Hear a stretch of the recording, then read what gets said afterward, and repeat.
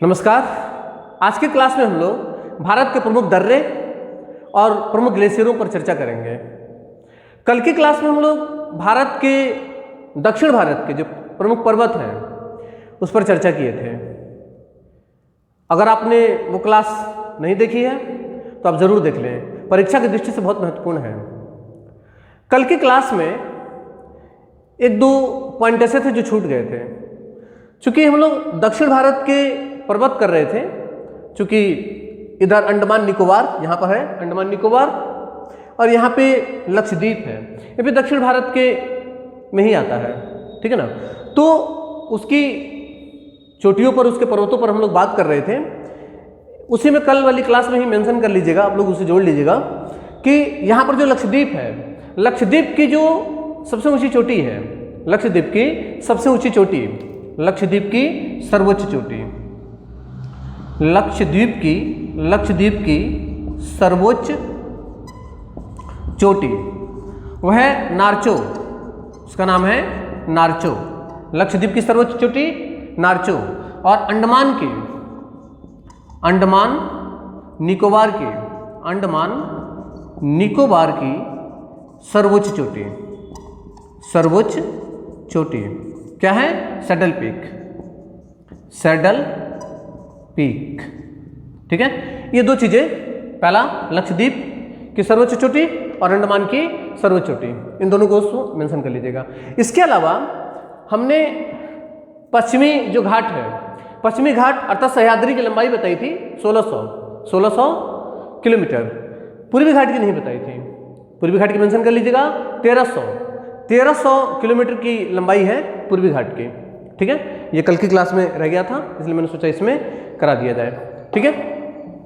आज की क्लास में हम लोग बात करने वाले हैं दर्रों से, जो भारत के प्रमुख दर्रे हैं और जो ग्लेशियर हैं। वैसे ग्लेशियर पर चर्चा हम लोगों ने हिमालय वाली जो क्लास हुई थी उसमें भी की थी, ठीक है ना।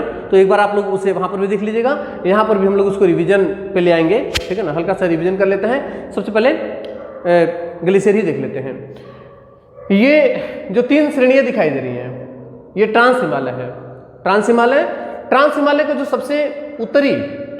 सबसे उत्तरी श्रेणी है उसे काराकोरम श्रेणी कहा जाता है। और काराकोरम श्रेणी पर ट्रांस हिमालय में 5 ग्लेशियर हैं।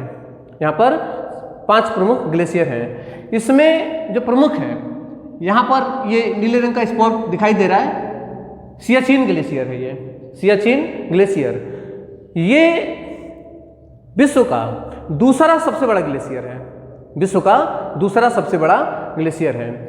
इसके अलावा यहाँ पर जो ग्लेशियर है, ससाइमी ग्लेशियर एक प्रमुख ग्लेशियर है। ससाइमी ग्लेशियर ये भारत का सबसे बड़ा ग्लेशियर है। ससाइमी ग्लेशियर भारत का सबसे बड़ा ग्लेशियर, पूर्णतः भारत में स्थित भारत का सबसे बड़ा ग्लेशियर ससाइमी ग्लेशियर है।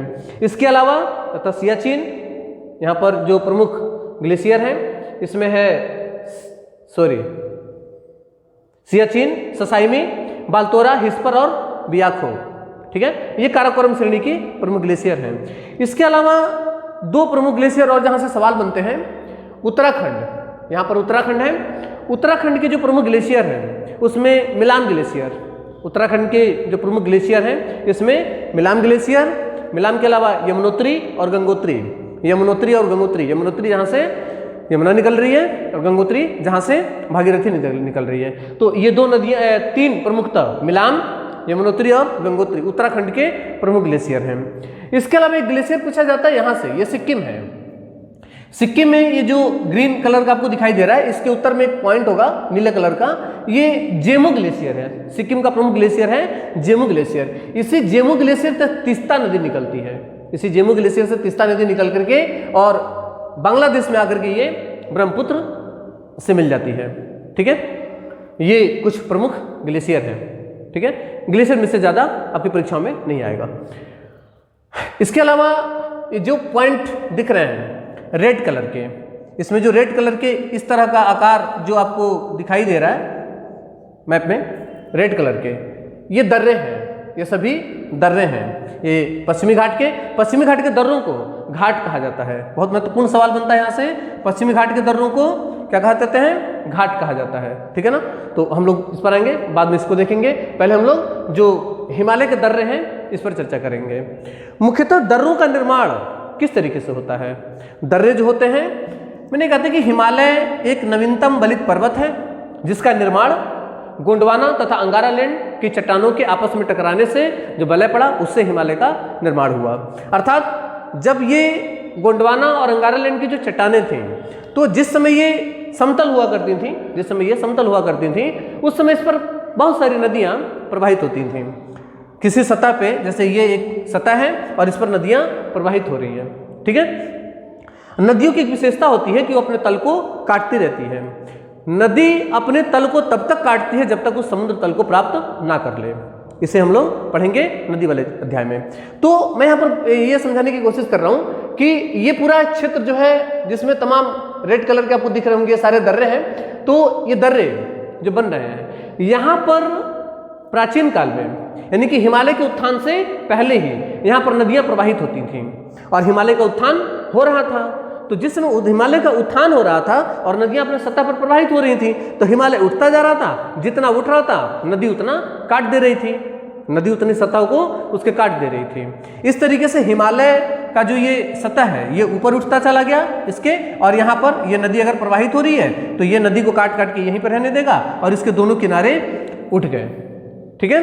तो कालांतर में जब भौगोलिक परिवर्तन हुए और हिमालय चूंकि बनने और बिगड़ने की प्रक्रिया में होता है, तो तमाम नदियां या तो उनका रिसोर्सेस बंद हो गया या फिर उन्होंने अपना रास्ता बदल दिया, ठीक है। और इस तरीके से जहां पर नदी कभी किसी समय पर प्रवाहित हुआ करती थी, अब वहां पे आवागमन के लिए रास्ते का निर्माण कर दिया गया है और वो दो अर्थात पर्वत के इस पार और उस पार जाने के लिए सहायक होती है। इस तरीके से बने आकृति को प्राकृतिक रूप से दो पर्वतों के बीच में प्राकृतिक रूप से जो आने जाने का रास्ता बनता है उसे दर्रा कहते हैं। दर्रे की परिभाषा मुख्यतः यही बनेगी कि दो पर्वतों के बीच में आने जाने का जो प्राकृतिक रास्ता बनता है उसे हम दर्रा कहते हैं, ठीक है। दर्रों का निर्माण हिमालय के बनने के साथ साथ ही, यानी कि हिमालय का उत्थान होता गया और नदियां उनके सतह को काटती गई नीचे की तरफ से, और इस तरीके से दर्रों का निर्माण होता गया, ठीक है ना। मैंने गार्ज में भी कराया था इसको, ठीक है ना। अगर जो दर्रा अर्थात नदियां जहां पर प्रवाहित हो रही है और तल को काट रही है, दोनों तरफ से जो पर्वत है वो उठ रहा है, ठीक है ना।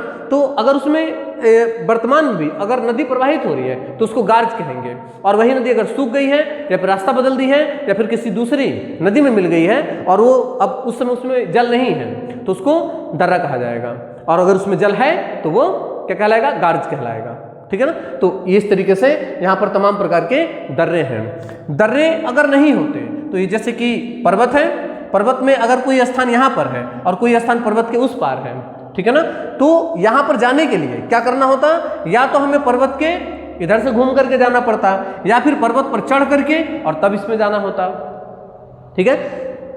जो दर्रे हैं किसी दो स्थान को जोड़ने का प्रमुखतः काम करते हैं, दो स्थान को जोड़ने का प्रमुखतः काम करते हैं। जैसे कोई एक प्रमुख शहर यहाँ पर है और एक प्रमुख शहर अगर कोई यहाँ पर है और बीच में अगर कोई दर्रा मिल जाता है, आसपास में कोई दर्रा हो जाता है, तो वहाँ से हम इसमें आसानी से जा सकते हैं, हमें पर्वत पार करना नहीं पड़ेगा, क्योंकि हिमालय को पार करना इतना आसान नहीं है। इसलिए हम दर्रों की खोज करते हैं और दर्रे से हम एक स्थान से दूसरे स्थान पर पर्वतीय क्षेत्र में आसानी से जा सकते हैं, ठीक है। तो यहाँ पर जो प्रमुख दर्रे हैं जहाँ से परीक्षाओं में सवाल बनते हैं, दर्रों से बहुत छोटे छोटे सवाल बनते हैं। दर्रों से अक्सर जो सवाल परीक्षाओं में बनते हैं, अगर आपने उसका सही से अध्ययन नहीं किया है तो उसके छूटने की संभावना बहुत ज़्यादा होती है। इसलिए हम लोग दर्रों से जो प्रमुखता और जो मेन सवाल बन सकते हैं दर्रों से, हम लोग उस पर अध्ययन करेंगे। दर्रों से जो बेसिक सवाल बनते हैं उसमें सबसे दो प्रमुख सवाल, पहला वो दर्रा कहाँ पर है, यानी कि दर्रा का जो स्थान है वो किस स्थान पर स्थित है, किस राज्य में स्थित है। एक तो ये बहुत महत्वपूर्ण होता है जहाँ से सवाल बनते हैं। दूसरा उसमें सवाल बनता है कि दो जो दर्रे हैं वो किन दो स्थानों को, मैंने कहा था कि दर्रे दो स्थानों को जोड़ने का काम करते हैं, तो किन दो स्थानों को जोड़ते हैं, दो स्थान जिन्हें जोड़ते हैं, जिन्हें दर्रे जोड़ते हैं, ठीक है ना। एक ये अर्थात पहला सवाल ये और दूसरा सवाल ये परीक्षा की दृष्टि से बहुत महत्वपूर्ण होता है। एक तो वो कहाँ है और दूसरा वो किन दो स्थानों को जोड़ता है, ठीक है। इन्हीं दो स्थानों के आधार पर अर्थात इन्हीं दोनों सवालों के आधार पर हम लोग दर्रों का अध्ययन करेंगे और जो भी उसमें महत्वपूर्ण पॉइंट बनता जाएगा, पहले तो आप लोग मैप में इसी तरीके से एक ब्लैंक मैप में इसी तरीके से दर्रों को भर लेंगे। बहुत अच्छे से भरा गया है, आप लोग इसे ठीक से देख लेंगे और इसे इसी तरीके से भर लेंगे, ठीक है ना। और इसके बाद जो भी कुछ हम बोलते जा रहे हैं प्रत्येक दर्रे के बारे में, तो प्रत्येक दर्रे का हेडिंग बना बना के और जो उससे संबंधित प्रमुख बातें हैं उसको आप लोग नोट करेंगे, ठीक है ना। तो ऊपर से शुरू करते हैं हम लोग। ये मैंने कहा था कि ट्रांस हिमालय की 3 श्रेणियां हैं। ऊपर वाला काराकोरम, यहाँ पे मैं के लिख दे रहा हूँ काराकोरम, बीच वाला एल लद्दाख श्रेणी, ठीक है ना, और जो सबसे नीचे है उसका नाम है जास्कर श्रेणी। इस वाले का नाम है जास्कर श्रेणी, काराकोरम, लद्दाख और जास्कर, ठीक है। काराकोरम श्रेणी में ये सियाचिन है, अभी हम बात कर रहे थे सियाचिन है। सियाचिन मुख्यतः चीन के कब्जे में है। ये भारत का इतना हिस्सा जो है ना, ये वाला, ये मुख्यतः ये यहाँ से यहाँ जाता है, ये चीन के कब्जे में, इसे अक्साई चीन कहा जाता है, इसको अक्साई चीन कहा जाता है। और भारत का जो ये वाला हिस्सा आपको दिखाई दे रहा है, ये इधर का जो निकला हुआ है ये वाला हिस्सा, ये पीओके कहलाता है, ठीक है ना, अर्थात पाक अधिकृत क्षेत्र, इस पर पाकिस्तान का कब्जा है, ठीक है ना। तो इसी चीज को मद्देनजर रखते हुए आप देखेंगे कि यहां पर एक दर्रा है, यहां पर एक दर्रा है काराकोरम श्रेणी के ऊपर।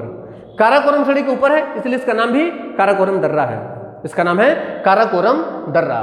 काराकोरम दर्रा मुख्यतः लद्दाख में लगता है ये, ठीक है ना, वैसे अक्साई चीन के हिस्से में है। और इस पर चीन का राजनीतिक अधिकार है, इस पर चीन का राजनीतिक अधिकार है। वैसे भारत भी अपने उसे नक्शे में दिखाता है, तो हम अगर भारत के हिसाब से पूछेगा तो लद्दाख इसका सही आंसर हो जाएगा।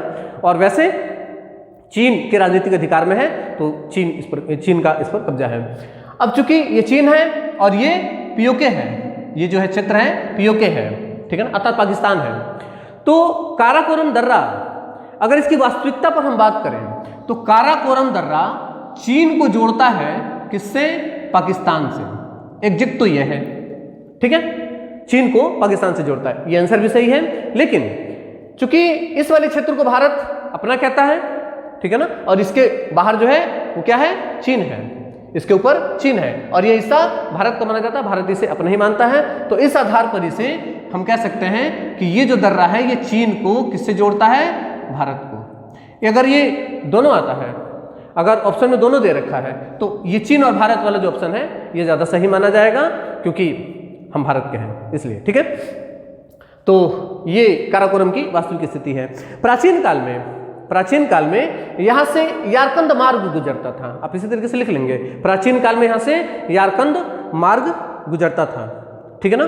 तो बहुत महत्वपूर्ण है। पहला काराकोरम श्रेणी पर स्थित है काराकोरम दर्रा, काराकोरम श्रेणी के उत्तर में काराकोरम दर्रा है और इसी दर्रे के उस पर चीन और इधर पीओके अर्थात चीन और पाकिस्तान को जोड़ता है, ये भी सवाल आ सकता है, और चीन और भारत को जोड़ता है, ये भी सवाल बन सकता है, ठीक है ना।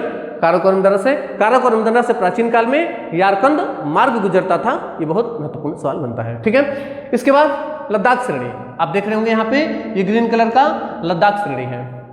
श्रेणियों से भी सवाल बनता है, मैंने दो चीजें बताई थी। एक सवाल ये बन सकता है कि कोई दर्रा जो है वो मुख्यतः किस श्रेणी में है, किस श्रेणी में है, श्रेणी भी आप लोग याद रखेंगे। मुख्यतः श्रेणियों से जो सवाल बनते हैं वो यहाँ से बनते हैं, ठीक है ना, कि वो दर्रा किस श्रेणी में है मुख्यतः, तो यहाँ पर ये श्रेणियों को जानना भी जरूरी है। तो काराकोरम दर्रा काराकोरम श्रेणी में, ये लद्दाख श्रेणी है, लद्दाख श्रेणी में एक दर्रा है, लद्दाख श्रेणी में एक दर्रा है, नाम है खारदुगला दर्रा, नाम है खारदुगला दर्रा, ठीक है ना।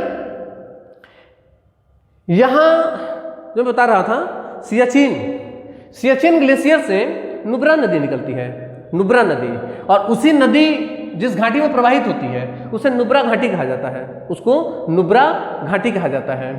और ये जो दर्रा है यह है खारदुगला दर्रा। किस में? हेडिंग डाल दीजिएगा, खारदुगला दर्रा। तो सबसे पहले खारदुगला दर्रा लद्दाख श्रेणी में स्थित है, लद्दाख श्रेणी में स्थित है।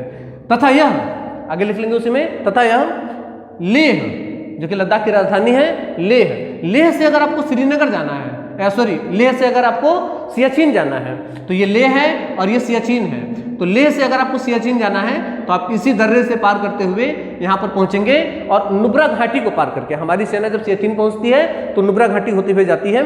ये भी बहुत महत्वपूर्ण सवाल बनता है। तो लेह से सियाचिन जाने के लिए आप कौन सा दर्रा पार करेंगे?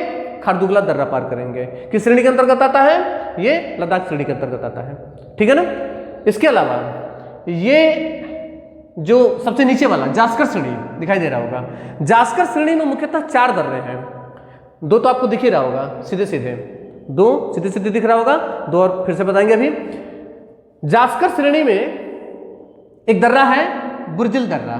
बुर्जिल दर्रा पीओके में लगता है, ये बुर्जिल दर्रा पीओके वाले क्षेत्र के अंतर्गत आता है, इस पर तो बात ही नहीं करना है। इसके नीचे अगला है जोजिला दर्रा, आप देख रहे होंगे यहाँ पे जोजिला दर्रा यहाँ पर है, ठीक है ना। अच्छा, मैंने आप लोगों की सुविधा के लिए हर राज्य जो दर्रे हैं उनके राज्य यहीं पर हमने लिख दिए हैं। जैसे कि काराकोरम दर्रा और खारदुगला दर्रा कहाँ पर है? लद्दाख में है। काराकोरम दर्रा और खारदुगला दर्रा लद्दाख में। इसी तरीके से बुर्जिल दर्रा आप देख रहे होंगे यहाँ पर लिखा है पीओके, बुर्जिल दर्रा पीओके में है, ठीक है ना।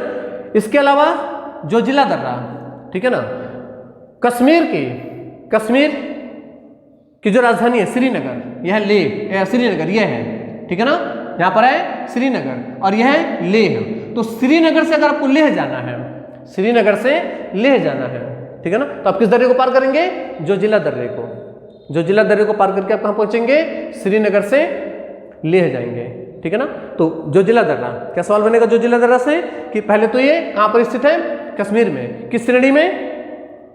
जास्कर श्रेणी में। जास्कर श्रेणी में किन दो स्थानों को जोड़ता है? यह श्रीनगर को लेह से जोड़ता है, श्रीनगर को लेह से जोड़ने का काम करता है। इसके अलावा आप मैंने कहा था कि जास्कर श्रेणी में 4 दर्रे हैं। तो एक दर्रा आपका बारालाचा दर्रा, ये जास्कर श्रेणी के अंतर्गत आता है, और सिपकिला दर्रा ये भी जास्कर श्रेणी के अंतर्गत आता है, ठीक है ना। श्रेणी के आधार पर भी इसको लिख लेंगे कि बारालाचा दर्रा और सिपकिला दर्रा ये भी जास्कर श्रेणी के अंतर्गत आते हैं। हिमाचल प्रदेश में इसको हम लोग करेंगे। इसके अलावा कश्मीर में ही ये पीर पंजाल श्रेणी है, इसके नीचे ये ग्रीन कलर का आप दिखाई दे रहा होगा पीर पंजाल श्रेणी। पीर पंजाल श्रेणी में 2 दर्रे हैं, कश्मीर में पीर पंजाल श्रेणी में 2 दर्रे हैं। तो कश्मीर में मुख्यतः 3 दर्रे हो गए। कौन कौन से? एक तो जोजिला दर्रा जो कि श्रीनगर को लेह से जोड़ता है, और दूसरा है पीर पंजाल दर्रा, पीर पंजाल दर्रा। इसका नाम ही पीर पंजाल के नाम पर पड़ा हुआ है, पीर पंजाल श्रेणी में स्थित है इसलिए इसका नाम पड़ गया है पीर पंजाल दर्रा। इसके अलावा यह है बनिहाल दर्रा, यह है बनिहाल दर्रा, ठीक है ना। ये एक पॉइंट आपको दिखाई दे रहा होगा, यह है जम्मू, यह है जम्मू और यह है श्रीनगर, ठीक है। तो जम्मू से श्रीनगर, ठीक है, जम्मू से श्रीनगर जाने का जो राष्ट्रीय राजमार्ग है, राष्ट्रीय राजमार्ग है जम्मू से श्रीनगर जाने का, तो ये इसी दर्रे से, बनिहाल दर्रे से होकर के गुजरता है। जवाहर सुरंग इसी के अंदर स्थित है, ठीक है ना। दोनों बहुत महत्वपूर्ण पॉइंट बनते हैं कि बनिहाल दर्रे, जवाहर सुरंग कहाँ स्थित है? जवाहर सुरंग बनिहाल दर्रे में स्थित है, ठीक है। इसके अलावा ये किस 2 स्थानों को जोड़ता है? जम्मू को श्रीनगर से। जम्मू को श्रीनगर से कौन जोड़ता है? बनिहाल दर्रा जोड़ता है, ठीक है ना। जम्मू को श्रीनगर से बनिहाल दर्रा जोड़ता है। इसके अलावा NH1A जो यहाँ से राजमार्ग गया है जम्मू से श्रीनगर के लिए, जम्मू से श्रीनगर के लिए, इसका क्या नाम है? NH1A राष्ट्रीय राजमार्ग है, यही गुजरता है और इसी में स्थित है कौन सा? जवाहर सुरंग। ये 2 महत्वपूर्ण पॉइंट बनते हैं। जवाहर सुरंग कहाँ स्थित है? बनिहाल दर्रे में। बनिहाल दर्रा कहाँ स्थित है? पीर पंजाल श्रेणी में। राज्य कश्मीर किन 2 स्थानों को जोड़ता है? जम्मू को श्रीनगर से, हो गया बनिहाल दर्रा। इसके बाद आते हैं हिमाचल प्रदेश में। ये हिमाचल प्रदेश है। हिमाचल प्रदेश में 3 दर्रे हैं, हिमाचल प्रदेश में 3 प्रमुख दर्रे हैं, ठीक है, जिसमें से ये सीमा दिखाई दे रही होगी, ये हिमाचल प्रदेश और ये तिब्बत, ठीक है ना। यहीं पर है मानसरोवर वाला क्षेत्र, कैलाश मानसरोवर यहाँ पर है, ठीक है ना। तो ये हिमाचल प्रदेश और यहाँ पर है तिब्बत। तिब्बत से हिमाचल प्रदेश जाने के लिए, तिब्बत से हिमाचल प्रदेश जाने के लिए हिमाचल प्रदेश के जो प्रमुख शहर हैं ज्यादातर, जैसे कुल्लू मनाली, कुल्लू मनाली बिल्कुल सीमा पर है, यहीं पर बाउंड्री पर ही कुल्लू और मनाली। शिमला थोड़ा और अंदर है, यहाँ पर शिमला है, ठीक है ना। कुल्लू मनाली, शिमला, मंडी ये सब कहाँ पर है? इधर ही है, हिमाचल प्रदेश के क्षेत्र है ये, ठीक है ना। तो फिलहाल हम इसकी बात करें सिपकिला दर्रा। सिपकिला दर्रा भारत, ये भारत है और ये तिब्बत यानी कि चीन, भारत और तिब्बत को जोड़ने का काम करता है, या भारत से तिब्बत जाने का जो रास्ता है ये कहाँ से है? सिपकिला दर्रे से है। अर्थात इस भारत के लोग अगर आप कैलाश मानसरोवर की यात्रा कर रहे हैं तो किस दर्रे से पार होकर के जाएंगे? सिपकिला दर्रे से होकर के जाएंगे। सिपकिला दर्रे की एक सबसे प्रमुख विशेषता यह भी है कि सिपकिला दर्रे के समीप से ही सिपकिला दर्रे के समीप से ही यहाँ से सतलज नदी निकलती है। सतलज नदी जो भारत में प्रवेश करती है वो कहाँ से करती है? सवाल बहुत इंपॉर्टेंट बनता है यहाँ पे कि सतलज नदी भारत में कहाँ से प्रवेश करती है? तो सिपकिला दर्रे के पास से प्रवेश करती है कौन सी नदी? सतलज नदी, ठीक है ना, जो कि हिमाचल प्रदेश और पंजाब होते हुए पाकिस्तान में चली जाती है, ठीक है ना। तो सिपकिला दर्रा यहाँ पर है, सिपकिला गार्ज भी यहीं पर है। जब हम लोग गार्ज पढ़ेंगे, नदी पढ़ेंगे, उसमें गार्ज पढ़ेंगे और गार्ज में सिपकिला गार्ज भी यहीं पर है, ठीक है। इसके अलावा दो दर्रे हैं। तो सिपकिला दर्रा किन दो स्थानों को जोड़ रहा है?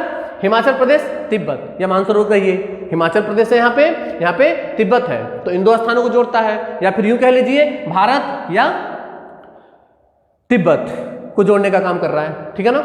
इसके अलावा दो प्रमुख दर्रे, एक तो बारालाचा दर्रा, एक है बारालाचा दर्रा। आप देख रहे हैं यहाँ पे बारालाचा दर्रा। बारालाचा दर्रा की सबसे प्रमुख विशेषता है कि बारालाचा दर्रे से आप हिमाचल प्रदेश से जा सकते हैं ऊपर कहीं भी, जैसे कि लेह या फिर सियाचिन, मुख्यतः लेह, ठीक है ना। तो मंडी स्थान है, जैसे यहाँ पर मान लीजिए हिमाचल प्रदेश का मंडी, हिमाचल प्रदेश का प्रमुख शहर है मंडी, ठीक है ना। तो मंडी को कहाँ से? लेह से। मंडी से अगर आपको जाना है लेह तो यहाँ से आप जाएंगे और ये आ गया आपका लेह, ठीक है ना। तो मंडी से लेह अगर आपको जाना है तो किस दर्रे से होकर के जाएंगे? बारालाचा दर्रे से, ठीक है ना। बारालाचा दर्रा जो है यहाँ से प्रमुखतः चिनाब नदी निकलती है। चिनाब नदी का उद्गम, यहाँ से एक नदी निकलती है, क्या नाम है? चिनाब नदी का उद्गम कहाँ से हुआ है? बारालाचा दर्रा से हुआ है। चंद्रा और भागा दो नदियों के मिलने से चिनाब बनती है। वो चंद्रा और भागा जिन दो नदियों की बात की जा रही है, वो दोनों नदियाँ बारालाचा दर्रे से निकलती हैं। बारालाचा दर्रे से निकल करके कुछ दूर आगे चल करके और दोनों मिलती हैं, दोनों के मिलने से चिनाब नदी बनती है। तो यहाँ से दोनों नदियाँ निकल रही हैं, चंद्रा और भागा। मुख्यतः आप चिनाब कह सकते हैं कि चिनाब नदी का उद्गम कहाँ से हुआ है? बारालाचा दर्रा से हुआ। आप समझ पा रहे होंगे, कुछ यहाँ पे देख लीजिए, जैसे कि ये इस तरीके से दर्रा है, ठीक है ना, इसको कहते हैं बारालाचा दर्रा। तो यहाँ से निकल रही चिनाब और चंद्रा और भागा, तो चंद्रा इस तरीके से और भागा इस तरीके से मिलती है जा करके, तो आगे जो नदी बढ़ रही है उसको हम बोलते हैं, यह है चंद्रा और यह है भागा। चंद्रा और भागा दोनों जहां पर संयुक्त रूप से मिलती हैं तो दोनों के सम्मिलित जल को क्या बोला जाता है? चिनाब। तो चिनाब नदी का उद्गम होता है कहां से? बारालाचा दर्रा से। एक प्रमुख सवाल बनता है, बारालाचा दर्रा कहां का दर्रा है? हिमाचल प्रदेश का, ठीक है ना। किन दो स्थानों को जोड़ता है? ये मंडी को लेह से जोड़ता है, मंडी को लेह से जोड़ता है। इसके अलावा यहाँ पर एक और प्रमुख दर्रा है, कौन सा? रोहतांग दर्रा। देखिए यहाँ इधर लिखा हुआ है रोहतांग दर्रा, हिमाचल प्रदेश का एक और दर्रा रोहतांग दर्रा। रोहतांग दर्रा की विशेषता है कि यहाँ से भी भारत की दो प्रमुख नदियाँ रावी और ब्यास, भारत की दो प्रमुख नदियाँ रावी और ब्यास जो निकल रही है वो कहाँ से निकल रही हैं? रोहतांग दर्रे से निकल रही हैं। रोहतांग दर्रे से यहाँ से बनने वाला जो सवाल है ये सबसे महत्वपूर्ण सवाल है। ये पीर पंजाल श्रेणी के अंतर्गत, ध्यान रखिएगा, ये पीर पंजाल श्रेणी के अंतर्गत आता है। रोहतांग दर्रा जो है पीर पंजाल श्रेणी के अंतर्गत आता है, जबकि हिमाचल प्रदेश के दो दर्रे बारालाचा दर्रा और सिपकिला दर्रा ये जास्कर श्रेणी के अंतर्गत आते हैं। ये भी जास्कर श्रेणी के अंतर्गत आता है और ये भी जास्कर श्रेणी के अंतर्गत, लेकिन रोहतांग दर्रा पीर पंजाल श्रेणी के अंतर्गत आता है, ठीक है। ये रहा ऊपर के अर्थात जम्मू के, लद्दाख के और कश्मीर के और हिमाचल प्रदेश के जो दर्रे हैं। राज्यवार भी आप इसी तरीके से लिख सकते हैं, मैंने राज्यवार यहाँ पर अलग अलग लिख भी रखा है, आप इसे देख करके इसी तरीके से लिख भी सकते हैं, ठीक है। इसके अलावा ये प्रमुख कई सारे दर्रे दिख रहे होंगे यहाँ पे, ये नीचे उत्तराखंड है और इधर मानसरोवर अर्थात तिब्बत, ठीक है ना। उत्तराखंड से तिब्बत जाने के लिए, उत्तराखंड से तिब्बत अर्थात मानसरोवर जाने के लिए कई सारे दर्रे मिलते हैं। उत्तराखंड के दर्रे, हेडिंग डाल देंगे उत्तराखंड के दर्रे, ठीक है ना। तो उत्तराखंड के दर्रे, अब इसमें सामान्य तौर पर दिखाई दे रहा होगा, यहाँ पर तिब्बत है और ये उत्तराखंड है, तो उत्तराखंड कहिए या भारत कहिए और इसे तिब्बत कहिए, मानसरोवर कहिए, एक ही बात है। तो यहाँ से जो दर्रे इधर जा रहे हैं, तो दो स्थान किन किन को जोड़ रहे हैं? उत्तराखंड को तिब्बत से। चार प्रमुख दर्रे हैं यहाँ पे, मुख्यतः 4-5 कई सारे दर्रे हैं, लेकिन मुख्यतः 4 या 5 दर्रे हैं। इसमें मैंने धर्मा एक दर्रा है, उसका नाम नहीं लिखा है, आप लिख सकते हैं धर्मा दर्रा, ठीक है ना। एक और नाम यहाँ पर हम मेंशन कर दे रहे हैं, धर्मा दर्रा, ठीक है ना, ये भी यहीं पर है, ठीक है ना, जो कि उत्तराखंड को तिब्बत से जोड़ता है। तो प्रमुख दर्रों की अगर हम बात करें तो मुलिंग दर्रा, नीति दर्रा, माना दर्रा, लिपुलेख दर्रा। हमने इसको इसी सीरीज में लिखा है, पश्चिम से पूरब की ओर, पश्चिम से पूरब की ओर, ठीक है ना। तो लिपुलेख दर्रा, यहां से एक सवाल बनता है, लिपुलेख दर्रा थोड़ा ज्यादा महत्वपूर्ण है। लिपुलेख दर्रा 3 देशों को जोड़ता है, लिपुलेख दर्रा 3 देशों को जोड़ता है। आप यहाँ पर देख पा रहे होंगे, ये भारत है, ये नेपाल है, ये तिब्बत है। तो भारत, नेपाल और तिब्बत, भारत, नेपाल, तिब्बत को जोड़ने वाला दर्रा कौन सा है? लिपुलेख दर्रा, ठीक है ना। ज्यादातर दर्रे 2 स्थानों को, ये 3 देशों को जोड़ रहा है, इसलिए बहुत महत्वपूर्ण है। 3 देशों को जोड़ने वाला दर्रा, जोड़ने वाला दर्रा, 3 देशों को जोड़ने वाला दर्रा कौन सा है? लिपुलेख दर्रा है, ठीक है ना। इसके अलावा अगर ये सबसे उत्तराखंड का सबसे पूर्वी दर्रा है, उसके बाद मानाला दर्रा, उसके बाद नीति दर्रा, और उसके बाद सबसे पश्चिम में मुलिंग दर्रा, ठीक है ना। ये उत्तराखंड के दर्रे हो गए। इधर आएंगे, ये सिक्किम है, ठीक है ना, ये सिक्किम है। सिक्किम के ये कौन सी दिशा होगी? सिक्किम के उत्तर और ये पश्चिम। सिक्किम के उत्तर पश्चिम के कॉर्नर पे, उत्तर पश्चिम के कॉर्नर पे यहां पे आप देख रहे होंगे नाथुला दर्रा, बहुत ही महत्वपूर्ण है ये, ठीक है ना। नाथुला दर्रा जो है, यहां पर एक श्रेणी बनती है, बहुत इंपॉर्टेंट है, डोगुक्यो श्रेणी। यहां पर मैं लिख दे रहा हूं डोगुक्यो, डो को आधा क यो, डोगुक्यो श्रेणी, ठीक है ना। नाथुला दर्रा की श्रेणी पूछी जाती है, किस श्रेणी में स्थित है? डोगुक्यो श्रेणी में स्थित है नाथुला दर्रा। भारत रेशम का आविष्कार कहाँ हुआ था? चीन में हुआ था। रेशम का आविष्कार चीन में हुआ था। कब? जब कनिष्क राजा हुआ करता था भारत में, कुषाण वंश का शासक कनिष्क, उसी समय चीन में रेशम का आविष्कार हुआ था। तो भारत में रेशम आता है, सिल्क कहा जाता है। वो रेशम अर्थात इस तरह का व्यापार जिसकी शुरुआत की गई थी उस समय, वो इसी दर्रे से हुआ था, और इसी वजह से इसको सिल्क रूट कहा जाता है, इसी वजह से इसको सिल्क रूट कहा जाता है। वर्तमान में उत्तर भारत के जो लोग हैं, इधर के या इधर के, ठीक है ना, अगर इन्हें मानसरोवर जाना है, इन्हें मानसरोवर अर्थात तिब्बत जाना है, तो वो नाथुला दर्रा पार करके जाएंगे।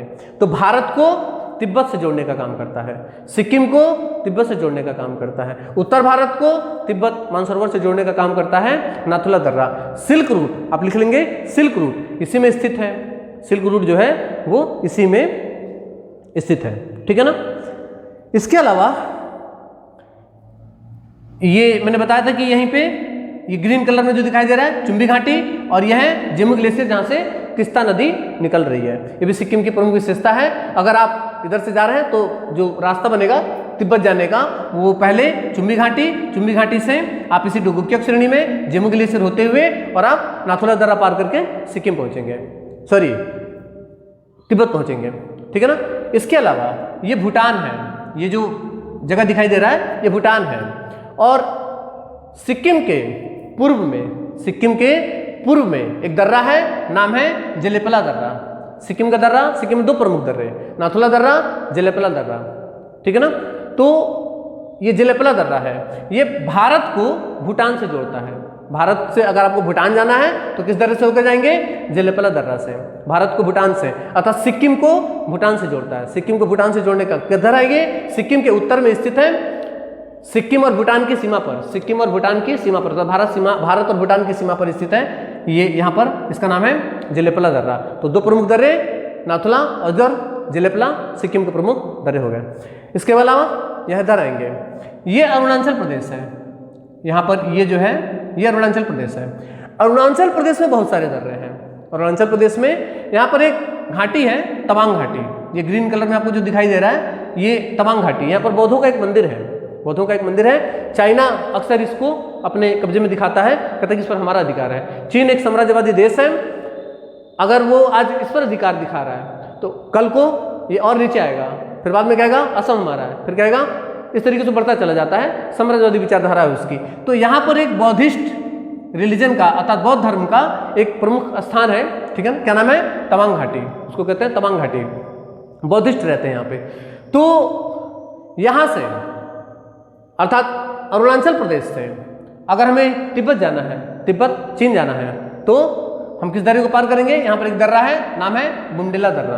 बुमडिला इन दर्रों से बनने वाले जो सवाल हैं वो दिशाओं के आधार पर भी आते हैं, बहुत महत्वपूर्ण है, इसलिए इसको ठीक से आप लोग समझेंगे दिशाओं के आधार पे, ठीक है ना। तो सबसे पहले हम इसको इस तरीके से अगर बांट दें तो अरुणाचल प्रदेश के किधर है ये, उत्तर पश्चिम में, उत्तर पश्चिम में। अरुणाचल प्रदेश के उत्तर पश्चिम में स्थित तवांग घाटी से तिब्बत जाने के लिए जिस दर्रे को हम पार करते हैं उसका नाम है बुमडिला दर्रा, इसी तरीके से लिख लेंगे, ठीक है ना। अर्थात बुमडिला दर्रा इस तरीके से भी लिख सकते हैं, बुमडिला दर्रा अरुणाचल प्रदेश के उत्तर पश्चिम में स्थित है, जो कि अरुणाचल प्रदेश को तिब्बत से जोड़ता है, भारत को तिब्बत से जोड़ता है, अर्थात अरुणाचल प्रदेश को तिब्बत से जोड़ता है। यहीं पर क्या है, तवांग घाटी, बौद्धों का धार्मिक स्थल है, ठीक है। इसके अलावा आपको दो दर्रे ये दिखाई दे रहे होंगे, अगर हम इस मैप के हिसाब से देखें तो ये किधर आ रहा है, ये वाला इलाका, ये दोनों दर्रे, ठीक है ना। अरुणाचल प्रदेश के उत्तर में भी कह सकते हैं, तो उत्तर और पूर्व, उत्तर और पूर्व में, अरुणाचल प्रदेश के उत्तर पूर्व में तिब्बत वाली सीमा पर, तिब्बत की साइड से दो दर्रे हैं, एक दर्रा है यांगयाप दर्रा और दूसरा है कगारी करपोला दर्रा, कगारी करपोला दर्रा, ठीक है ना। ये दोनों दर्रे, मुख्यतः ये तीनों दर्रे, ठीक है ना, अरुणाचल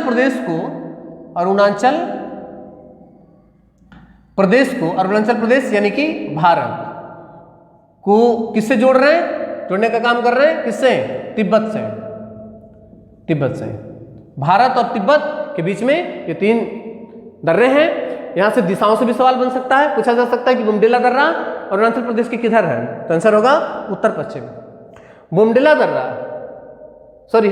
दर्रा किधर है, उत्तर पश्चिम में। यांगयाप दर्रा अरुणाचल प्रदेश के किधर है, या फिर कगारी करपोला दर्रा अरुणाचल प्रदेश के किधर है, तो ये दोनों उत्तर पूर्व हो जाएंगे, ये दोनों उत्तर पूर्व हो जाएंगे। और वैसे अरुणाचल प्रदेश के सारे उत्तर तो ये हैं ही, ठीक है ना। अरुणाचल प्रदेश के उत्तर है जो कि अरुणाचल प्रदेश को तिब्बत से जोड़ने का काम करते हैं, ठीक है। इसके अलावा अरुणाचल प्रदेश और म्यांमार की सीमा पर अरुणाचल प्रदेश के पूर्व में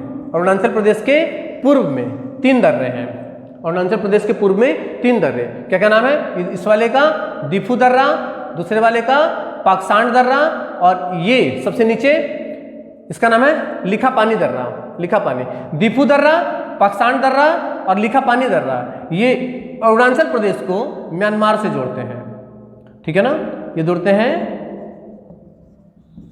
म्यांमार से अरुणाचल प्रदेश को, अर्थात भारत को म्यांमार से जोड़ने का काम करते हैं कौन, दिफू, पाकसांड और लिखापानी दर्रा, ठीक है ना। ये अरुणाचल प्रदेश के, तो अरुणाचल प्रदेश में कुल कितने दर्रे हो गए, 6 दर्रे, 3 दर्रे, बुमडिला दर्रा, यांगयाप दर्रा और कगारी करपोला दर्रा। ये तीनों दर्रे किससे, अरुणाचल प्रदेश यानी कि भारत को तिब्बत से जोड़ने का काम करते हैं। और दिफू दर्रा, पाकसांड दर्रा और लिखापानी दर्रा, ये तीनों दर्रे भारत यानी कि अरुणाचल प्रदेश को म्यांमार से जोड़ने का काम करते हैं। ये अरुणाचल प्रदेश के पूर्वी दर्रे हैं, पूर्व में स्थित हैं, 3 दर्रे इधर और 3 दर्रे उत्तर में, 3 दर्रे पूर्व में, 3 दर्रे अरुणाचल प्रदेश के उत्तर में।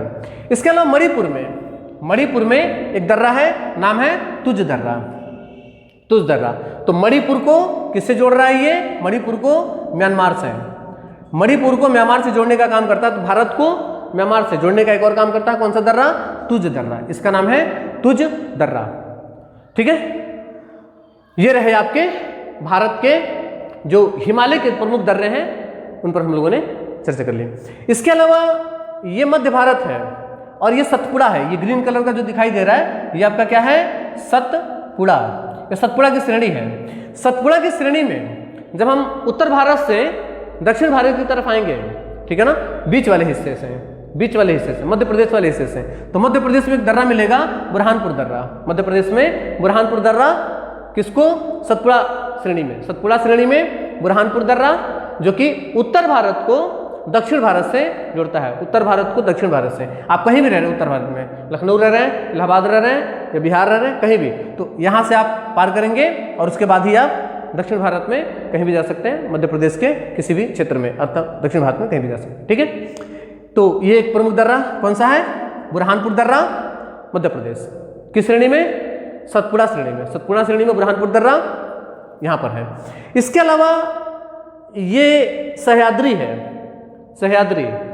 सह्याद्री में भी कुछ दर्रे पाए जाते हैं। मुख्यतः यहाँ पर 4 दर्रे पाए जाते हैं।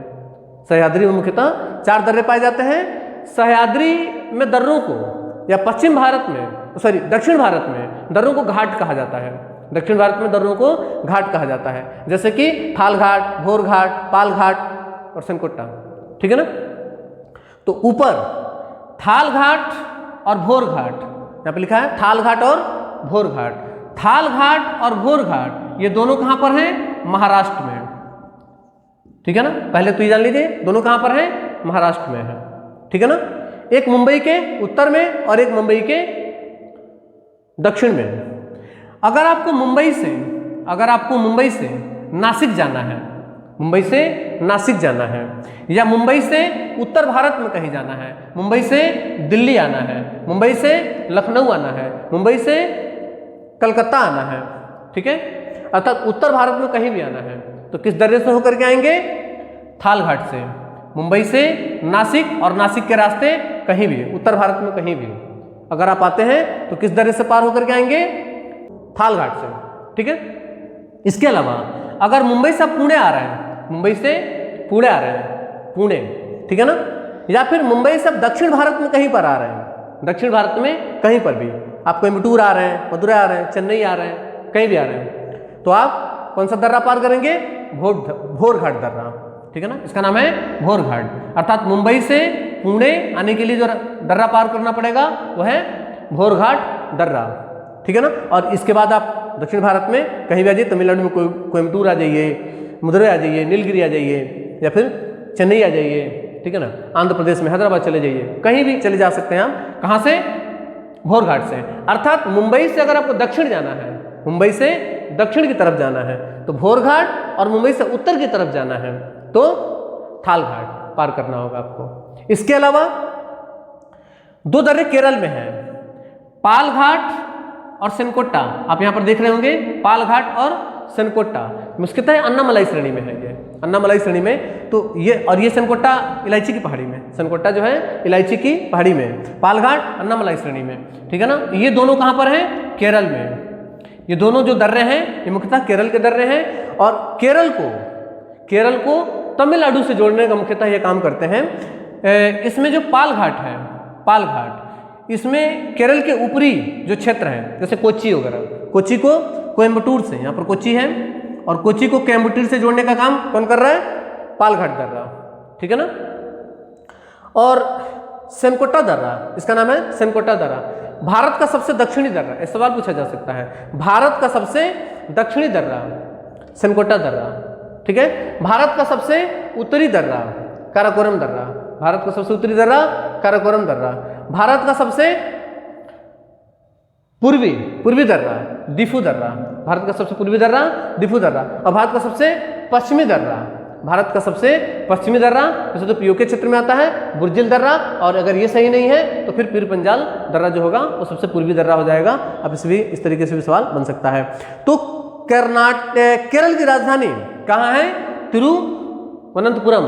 तिरुवनंतपुरम को मदुरै तमिलनाडु का एक शहर है, या फिर चेन्नई अगर आपको आना है दक्षिण भारत में केरल के निचले हिस्से से, अगर आपको तमिलनाडु में आना है नीलगिरी के नीचे, तो आपको कौन सा दर्रा पार करना होगा? सेनकोट्टा दर्रा पार करना होगा। और यदि आप केरल के पश्चिमी भाग से, कोच्चि वगैरह से आपको नीलगिरी के उत्तर में जाना है, नीलगिरी के, यहाँ पर नीलगिरी है, तो इसी से आप समझ सकते हैं नीलगिरी के नीचे जाना है तो आपको सेनकोट्टा दर्रा, केरल से सेनकोट्टा दर्रा होते हुए, और नीलगिरी के अगर ऊपर जाना है, कोयम्बटूर वगैरह जाना है, ये तमिलनाडु का एक शहर है कोयम्बटूर, तो अगर कोयम्बटूर जाना है तो आपको पाल घाट पार करना होगा।